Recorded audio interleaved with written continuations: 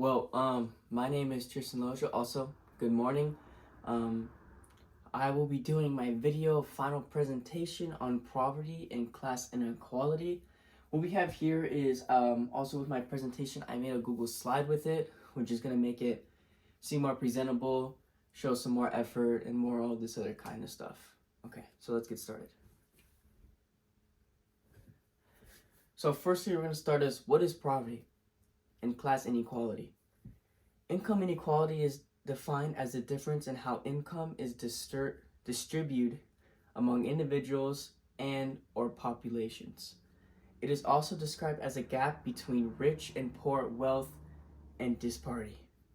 Wealth and income differences or a wealth gap. Poverty. Poverty is when people don't have much to afford the significant necessities to sustain themselves. Inequality refers to the unequal distribution of income or wealth which results in some people having more than others. Class inequality. The term of social class inequality is simply put signals the fact that wealth is unevenly distributed across populations in modern society. This leads to inequalities between social classes based on wealth, income, and related factors. So that was slide 1. Our next one is social policy. Social policy is concerned with ways that societies across the world meet humans' needs for security, education, work, health, and well-being. Social policy addresses how states and societies respond to global challenges of social, demographic, and economic challenges, and poverty, migration, and globalization. Some professionals and universities consider social policy as a subset of public policy, while other particular characterize social policy as a public policy to be two separate ways. Competing approaches for the same public interest with social policy deemed for more hostilic and public policy. So that was social policy. Okay, so our next slide is lower income Americans and digital divide. Higher income Americans are also more likely to have multiple devices that enable them to go online. Roughly 2/3 of adults living in a higher earning household, 64%, have home broadband services, a smartphone, a desktop, a laptop computer, or even a tablet, compared with the 18% of those who are living in lower income households. This graph right here is showing the lack of home internet access, the unable to afford internet, and non-enough digital devices at home. For lack of home internet access is up to 31%, 25%, 14%, and 11%, which for that shows for the 31% is the public housing, for the 25% is Section 8 or other subsidized housing, for the 14% is regulated, and for the 11% is private rental housing. And then for unable to afford internet is 29%, and then for 26, 14, and 12. And then the last one is for not enough digital devices at home, 33%, 32%, 18%, and 12%. So this graph is just detailing the experiences of internet access related hardship in the past couple of years. And that's a good graph to represent that. With fewer options for online access at their disposal, many lower income Americans are relying more on smartphones. As early as 2019, 26% of adults living in households earning less than $30,000 a year are smartphone dependent. Internet users, meaning while they mean on their own smartphone, but not have the broadband, which basically saying not the upper brand like Apple, Android, etc., stuff like that. This represents a substantial increase of 12% in 2013. In contrast, only 5% of those living in a household earnings over $100,000 a year or more fall into a deeper category in 2019. This disparity in online access is also apparent in what has been called a homework gap.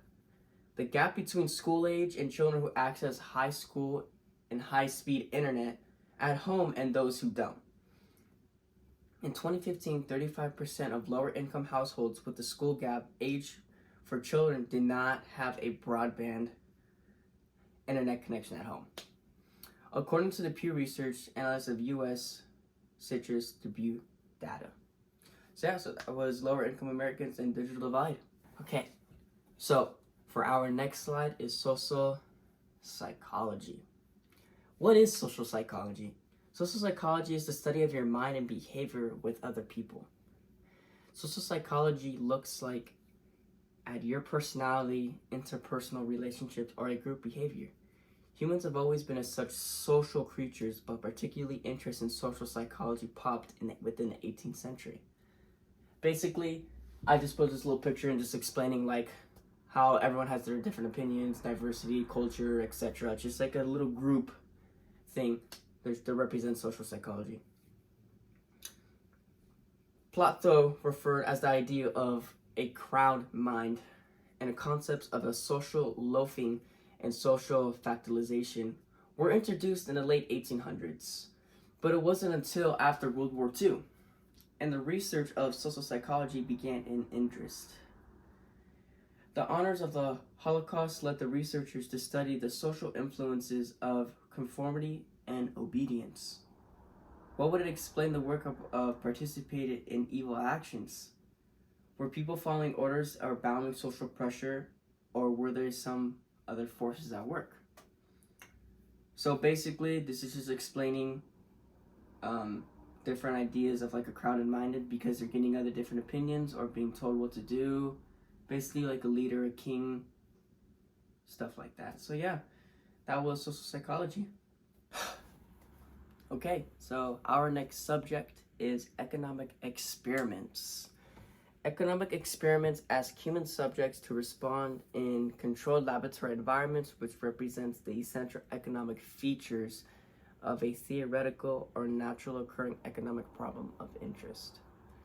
They are distinguishing from social science laboratory techniques such as those used in psychology by monetary indecisiveness, which depend on decisions made by experimental participants. For those who respond better, that are provided with paid more money, usually in cash or in their participation. In some experiments, it is easy to implement monetary indecisiveness. In bargaining problems, for instance, the experiments can be simply provided a cash prize which subjects must bargain, according to some certain rules. However, most experimental things are structured using a technique called induced value. Each subject is given a redemption schedules, indicating how much real money is experimented will give him or her for each unit of the laboratory good or he or she holds as the end of the experiment. Laboratory analysts can comprehend with traditional field of data, modeling or testing economic theories in several ways. First, laboratory examination offers a degree of control which allows economics to generate tests and alternate policies at a low cost or to give theories their best chance. By testing them in environments which exactly satisfy their assumptions. Second, laboratory analysts factualize the replication of how often to find the independent field sample, which can accomplish this critical step in scientific methods. Finally, experimentation allows economics to have the information they could not know in the field. For instance, many economic theories suggest that people respond to their beliefs in particular ways. So, that was economic. Okay, so our final slide of this presentation. Well, not really. There's the work side, and I'll get that to that after this, of course. So, childhood poverty. Childhood poverty in recent years, the world has made remarkable strides advancing development. Yet hundreds of millions of people still live in extreme poverty. Children are disproportionately affected despite compressing 1/3 of the global population. They represent half of those struggling to survive or less than $2.15 a day. As an estimated 333 million children live in extreme poverty. Children who grow impoverished or often lack of food, sanitation, shelter, healthcare, and education they need to survive and thrive on their own. Across the world, about 1 billion children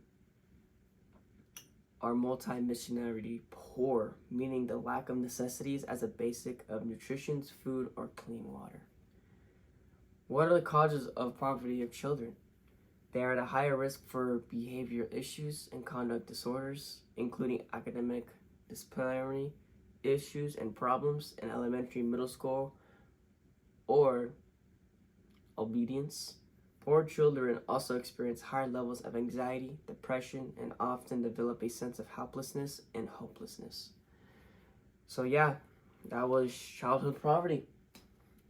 All right, so this is my final page of my presentation, my video presentation. This is my Works Cited page.